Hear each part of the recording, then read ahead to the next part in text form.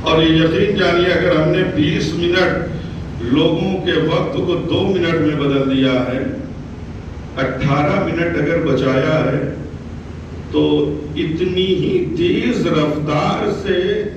وہ نیک بیٹا بھی اور جن مرحومین کی نیت کر کے یہ کام انجام دیا ہے، اس سے کہیں تیزی سے یہ پل صراط پر بھی گزر جائیں گے۔ ایک صلوات پڑھنے محمد اور آلہ تو میں اکثر ہی مجلسوں میں کہتا ہوں عزیزان گرامی، روایات ضرور ہیں کہ بال سے زیادہ باریک ہے، تلوار کی دھار سے زیادہ تیز ہے پل صراط، لیکن یہ بھی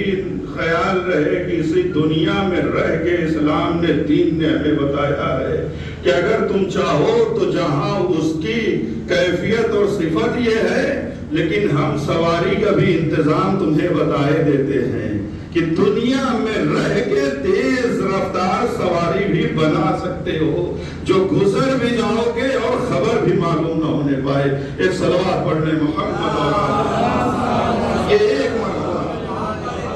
دوسرا مرحلہ جو اسی روایت کا ہے کہ اسی نیک بیٹے نے جو دوسرا کام کیا ہے وہ آوا یتیمن، کہ ایک یتیم جو بے سرپرست تھا، کوئی سرپرستی جسے حاصل نہیں تھی، اس نیک بیٹے نے کیا وہ یتیمن، یعنی اس یتیم کو پناہ دے دیا، پناہ دے دیا۔ لہذا اس بنا پر پروردگار عالم کو اس نیک اولاد اور بیٹے کی ادا اتنی پسند آئی کہ کل تک صاحب قبر جو معذب تھا عذاب الہی میں گرفتار تھا، لیکن جیسے ہی ایک یتیم کو پناہ دی،